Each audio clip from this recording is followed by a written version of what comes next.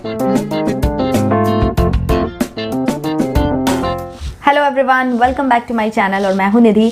आज हम बात करने वाले हैं थर्ड ट्राइमेस्टर में होने वाले चेंजेस, सिम्टम्स एंड कुछ डूज एंड डोंट्स मैं बताऊंगी जिसको कि आपको फॉलो करना चाहिए to have safe pregnancy and safe delivery.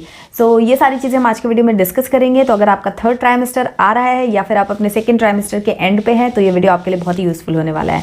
So without much ado let's dive into the video. तो सबसे पहले हम बात करते हैं थर्ड ट्राइमेस्टर की। थर्ड ट्राइमेस्टर और फर्स्ट ट्राइमेस्टर ही सबसे ज़्यादा डिफिकल्ट ट्राइमेस्टर होता है। जो सेकेंड ट्राइमेस्टर होता है वो काइंड ऑफ थोड़ा सा मज़ेदार वाला होता है। उसमें आपकी बॉडी थोड़ा सा एडजस्ट हो चुकी होती है और आप थोड़ा सा ट्यून इन हो चुके हैं चेंजेस के प्रति, इसलिए आपको अच्छा लगता है, आपको भूख भी लगती है, टेस्ट भी आता है खाने का। तो ओवरऑल अगर बोला जाए तो बेस्ट ट्राइमेस्टर जो होता है वो सेकेंड होता है, जिसमें कि आप थोड़ा सा प्रेगनेंसी को इंजॉय कर पाते हैं। थर्ड ट्राइमेस्टर आने के बाद से आपके डिस्कम्फर्ट्स बढ़ने लग जाते हैं, लेकिन एक एक्साइटमेंट, एक क्यूरियोसिटी भी बढ़ जाती है कि अब जल्दी से ये ट्राइमेस्टर कंप्लीट हो और हमारा बेबी आएगा, कैसा होगा, क्या होगा, उसके आगे की प्रोसेस जो है उस पर हमारा दिमाग थोड़ा सा डाइवर्टेड रहता है कहीं ना कहीं।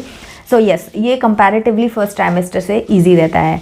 तो इसमें कुछ चेंजेस आपको फेस करने पड़ सकते हैं। तो सबसे पहला चेंज जो है वो है वेट गेन का। सबसे ज़्यादा वेट गेन जो होता है वो सेकंड ट्राइमेस्टर में होता है, क्योंकि तब आप अच्छे से खा भी रहे होते हैं और आप अच्छा मेंटली फिजिकली फील कर रहे होते हो, तो सबसे ज़्यादा वेट गेन तब होता है। थर्ड ट्राइमेस्टर आने के बाद जो वेट गेन का पेस है वो थोड़ा सा स्लो हो जाता है। 500-600 ग्राम के आसपास करीब एक हफ्ते में आप वेट गेन करते हैं। And overall at the end of this trimester और at the end of 9 month of your pregnancy आपका जो वेट गेन होना चाहिए वो करीब 12 से 18-20 kg के आसपास होना चाहिए। डिपेंड्स अपॉन कि आप कौन से वेट रेंज में आते हैं, आप मतलब आपका BMI रेंज क्या है उसके हिसाब से। तो ये रेंज जो वेट गेन के है वो 12 से 18-20 kg तक आप जा सकते हो।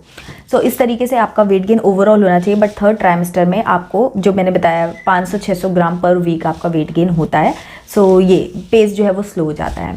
नेक्स्ट चीज़ जो आती है वो होती है आपको पैरों में स्वेलिंग वगैरह का प्रॉब्लम होना अगर है तो वो थर्ड ट्राइमेस्टर में होने लग जाता है, क्योंकि थर्ड ट्राइमेस्टर में आपने काफ़ी कुछ वेट जो है वो गेन कर लिया होता है। आपका बेबी जो है वो थोड़ा नहीं काफ़ी अच्छे से डेवलप हो चुका होता है, तो वो आपका जो वेट है वो आपके पैरों पे ज़्यादा आ रहा होता है। इस वजह से आपको जिन लोगों को पैरों में स्वेलिंग की प्रॉब्लम आनी होती है वो तभी आती है। मुझे पैरों में स्वेलिंग की प्रॉब्लम नहीं आई थी, तो ये 100% रूल नहीं है कि सभी को आएगा या सभी को नहीं आएगा। 50% लोगों को आता है पैरों में स्वेलिंग, 50% लोगों को नहीं भी आता है, तो दोनों ही चीज़ें नॉर्मल हैं। मुझे थर्ड ट्राइमेस्टर में लेग क्रैम्प्स की बहुत ज़्यादा प्रॉब्लम होने लगी थी। तो वो मुझे दिन में नहीं होता था, मुझे मोस्ट ऑफ द टाइम नींद में होता था और बहुत ही स्ट्रॉन्ग क्रैम्प मुझे फील होता था। इनिशियली मैं डर गई थी, मुझे समझ नहीं आ रहा था कि मुझे क्या हो गया है। बट देन फिर मैंने जब स्टडी किया और तब मैंने ये चीज़ फाइंड आउट की कि ये लेग क्रैम्प्स होते हैं। किसी को स्वेलिंग होती है तो किसी को क्रैम्प्स होते हैं, क्योंकि वेट गेन काफ़ी हो चुका होता है। हमारी बॉडी जो होती है वो इतनी बैलेंस्ड नहीं होती है, इस वजह से ये प्रॉब्लम्स होती हैं। तो लेग क्रैम्प्स को कैसे डील करना है उस टॉपिक को मैंने कवर किया हुआ है। एनीवेज, ये एक सिम्टम्स हो सकता है कि आपको लेग क्रैम्प्स या फिर पैरों में स्वेलिंग, ये दो में से कुछ आपको महसूस हो सकता है। थर्ड चीज़ जो होती है वो होती है शॉर्टनेस ऑफ ब्रीथ, क्योंकि आप मतलब आपका वेट भी काफ़ी बढ़ गया होता है, आपका स्टमक भी काफ़ी बढ़ गया होता है, तो आपको आपके जो बेबी है वो आपके ऑर्गन्स को हर जगह से कहीं ना कहीं प्रेशर दे रहा होता है, जिसकी वजह से आपको ब्रीदिंग में थोड़े से एफर्ट्स करने पड़ते हैं। ब्रीदिंग में आपको थ्रू आउट मतलब इनिशियल 3 मंथ्स अगर छोड़ दे तो आपको धीरे धीरे ग्रेजुअली आपको शॉर्टनेस ऑफ ब्रीथ की प्रॉब्लम हमेशा ही रहती है थ्रू आउट योर प्रेगनेंसी। इसीलिए आपको बहुत ज़्यादा इंटेंस कोई काम नहीं करना चाहिए जिससे कि आपको और ज़्यादा एफर्ट डालने पड़े।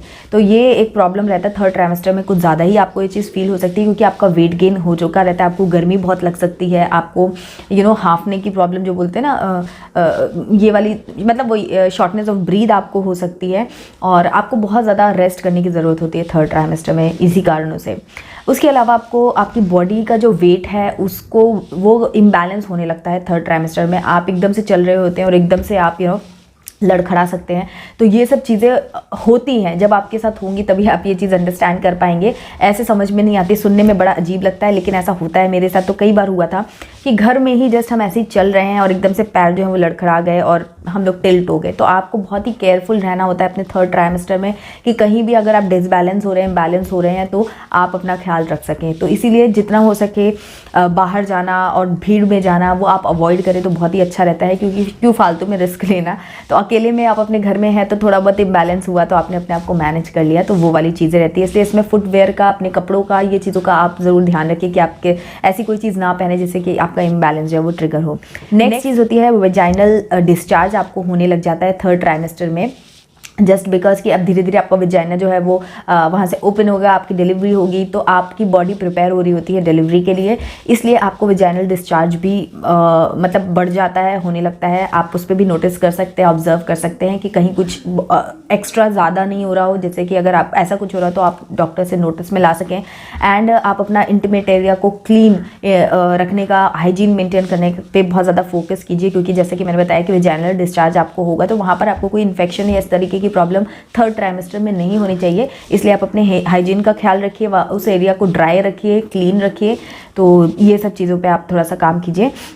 नेक्स्ट चीज़ आती है आपकी ब्रेस्ट एरिया पे। तो आपका जो ब्रेस्ट है वो धीरे धीरे ब्रेस्ट फीडिंग के लिए भी थर्ड ट्राइमेस्टर में ओवरऑल आपकी बॉडी जो है वो प्रिपेयर हो रही होती है डिलीवरी के लिए, बेबी के लिए, तो इसीलिए हर जगह पे थोड़ा थोड़ा चेंज आप महसूस करेंगे। उसी तरीके से ब्रेस्ट में भी आपको चेंज होगा, आपकी ब्रेस्ट आपको फुल महसूस होगी। कुछ लोगों को ब्रेस्ट पेन या एनगॉर्जमेंट की प्रॉब्लम भी लास्ट मतलब 7 मंथ के बाद से थोड़ा थोड़ा होने लगता है। तो अगर आपको वो हो रहा है तो वो भी नॉर्मल है। बहुत ज़्यादा इंटेंस पेन हो रहा है तो फिर आप डॉक्टर को दिखा सकते हैं, बट हल्का फुल्का आपको ब्रेस्ट में पेन हो सकता है क्योंकि मिल्क प्रोडक्शन हो सकता है आपका स्टार्ट हो गया हो। कोलेस्ट्रम वगैरह जो है वो ऑब्वियसली प्रोडक्शन जो है वो लास्ट मंथ में स्टार्ट होने लगता है, तभी आपका बेबी डिलीवर होगा और आप उसको येलो मिल्क जिसको बोलते हैं वो आप दे पाएंगे। तो वो सारी चीज़ें स्टार्ट हो जाती है तो वो आपको महसूस होंगी, आपके ब्रेस्ट में आपको चेंजेस जो है वो फुलर और थोड़ा बहुत पेन आपको महसूस हो सकता है। उसके अलावा आपको बेबी के जो किक्स होते हैं उस पर भी ऑब्जर्वेशन अपनी रखनी चाहिए, वॉच रखना चाहिए कि बेबी का जो किक है वो कम नहीं होना चाहिए। करीब 2 घंटे के आसपास आपको हर 2 घंटे पे चेक करते रहना चाहिए कि बेबी की मूवमेंट 8 to 10 किक्स अगर बेबी की आ रही हैं तो वो नॉर्मल है। तो उस पर आपको नज़र रखने की बहुत ज़्यादा ज़रूरत है, क्योंकि अगर वहाँ पे कहीं कोई डिस्टर्बेंस है, कोई कम ज़्यादा आपको महसूस हो रहा है तो आप तुरंत डॉक्टर को विजिट कर सकते हैं। तो इसलिए उस पर आपको फोकस रखना ज़रूरी है कि हर 2 घंटे में आप ऑब्जर्व करें कि 8, 10, 12 ऐसे कुछ किक्स बेबी कर रहा है, मतलब बेबी एक्टिव है तो फिर सब कुछ नॉर्मल है। तो उस पर आपको ध्यान रखना चाहिए। एंड आपको अपने प्रीनेटल विटामिन वगैरह जो भी आपको दी गई हैं उसको आपको रेगुलर लेते रहना चाहिए। बहुत सारा पानी पीना चाहिए, हाइड्रेशन आपकी बॉडी में रहना चाहिए, क्योंकि ऑलरेडी आपको शॉर्टनेस ऑफ ब्रीथ जो महसूस हो रही है वो आपको हाइड्रेशन से काफ़ी रिलीफ मिलेगा उसमें। प्लस आपको जब आपका थर्ड ट्राइमेस्टर होने लगता है तो ब्रैक्सटन हिक्स करके आपको कॉन्ट्रैक्शन जो है, मतलब फेक कॉन्ट्रैक्शंस जिनको बोल सकते हैं, वो होने लगते हैं। तो उस पर आपको नज़र रखनी है कि कहीं आपको फेक कॉन्ट्रैक्शंस ना हो रहे हो।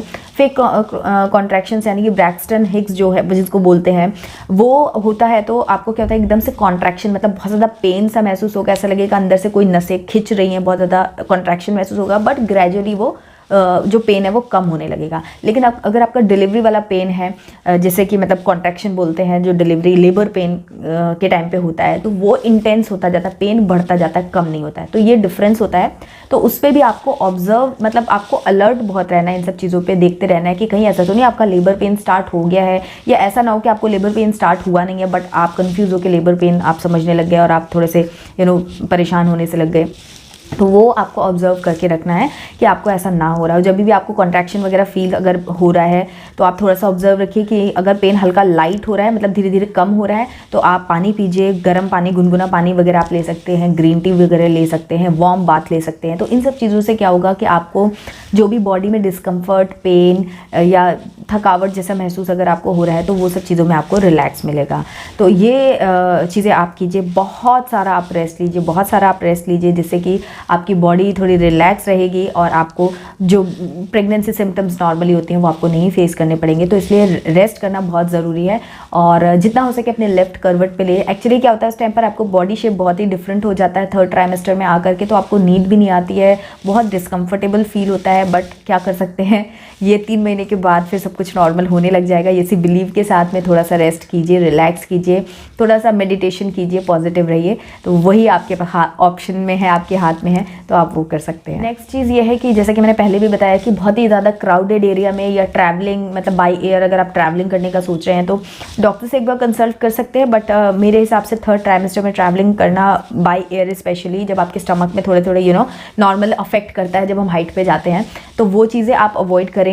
और एकदम से उठना, एकदम से बैठना होता है ना कि मतलब आप थोड़ा सा पोस्चर चेंज करते टाइम थोड़ा सा स्लो रहें। एकदम से एक पोजीशन से दूसरी पोजीशन पे जाएंगे तो आपको गिरने पड़ने का डर रहता है। ऑब्वियसली आपकी बॉडी जो इम्बैलेंस हो रही है तो आप एकदम से उठेंगे और एकदम से खड़े हो जाएंगे तो चांसेस है कि आप गिर सकते हैं और आपको हार्म हो सकता है। तो वो चीज़ों से आप बचें। प्लस ऐसी जगहों पे लाइक गार्डन्स है, पार्क्स है, ऐसी जगहों पे भी जाने से आप बचें, क्योंकि वहाँ पर भी बहुत सारी चीज़ें होती हैं आपको इन्फेक्शन, एलर्जीज, ये सारी चीज़ों के लिए आपको हो सकती हैं, तो उन सब चीज़ों से बचें। और इन पैंडमिक कंडीशन में तो आप जितना हो सके अगेन आप एक्सपोजर से बचें, वही आपके लिए अच्छा रहेगा। मास्क वगैरह पहन के जाएं जब आप हॉस्पिटल वगैरह जा रहे हैं, सैनिटाइज़र का यूज़ कीजिए, ये सारी चीज़ें करते रहिए। और अपनी बॉडी पर बहुत ज़्यादा वॉच करिए, अलर्ट रहिए। कोई भी ऐसा सिम्टम आपको महसूस हो रहा है, जैसे कि वाटर ब्रेक भी आपको थर्ड ट्राइमेस्टर में हो सकता है, वो भी एक साइन है। अगर आपको वाटर ब्रेक हो गया है तो आप जाकर के फटाफट डॉक्टर से दिखाइए। अपने वजाइनल डिस्चार्ज अगर आपको बहुत ज़्यादा हो रहा है या कलर कुछ अलग सा हो रहा है, कुछ डिफरेंट आप महसूस कर रहे हैं, तो तुरंत आप डॉक्टर से जाकर के विजिट कीजिए, उनसे डिस्कस कीजिए। कोई भी तरीके का रिस्क लेने की ज़रूरत नहीं है। मेरा वाटर ब्रेक हो गया था थर्ड ट्राइमेस्टर में ही, एंड मैंने तुरंत डॉक्टर को विजिट किया। क्या वाटर ब्रेक कैसे होता है, कैसे फीलिंग आती है, क्या कुछ मैंने किया, वो सब के ऊपर मैंने एक सेपरेट वीडियो बनाया है। अगर आपको इंटरेस्ट है, जानना चाहते हैं, तो आप उसको अलग से चेकआउट कर सकते हैं। बट येस, ओवरऑल आपको अपनी बॉडी के प्रति थोड़ा सा अलर्ट एंड अटेंटिव होना पड़ेगा थर्ड ट्राइमेस्टर में, क्योंकि उसके जस्ट बाद आपकी डिलीवरी होनी है। तो कोई भी तरीके की कॉम्प्लिकेशन ना हो आपके नेग्लिजेंस से, उसका आपको खुद ख्याल रखना है। तो आई होप मैंने सारी चीज़ें कवर की हैं। अगर मेरे दिमाग से कुछ मिस हो गया है, आपकी कोई क्वेरी है, आप कमेंट सेक्शन में डालिए। अगर मुझे पता होगा तो मैं ज़रूर आपको आंसर करूँगी। सो यस, ये था आज का वीडियो। आई होप कि आप लोगों को हेल्प मिलेगी, आप लोगों को पसंद आएगा ये वीडियो, और इस वीडियो को आप लाइक ज़रूर करेंगे, कमेंट करके मुझे ज़रूर बताएंगे, अप्रिशिएट करेंगे मुझे। एंड मेरे चैनल को सब्सक्राइब नहीं किया तो सब्सक्राइब करके बेल आइकन ज़रूर प्रेस कीजिए।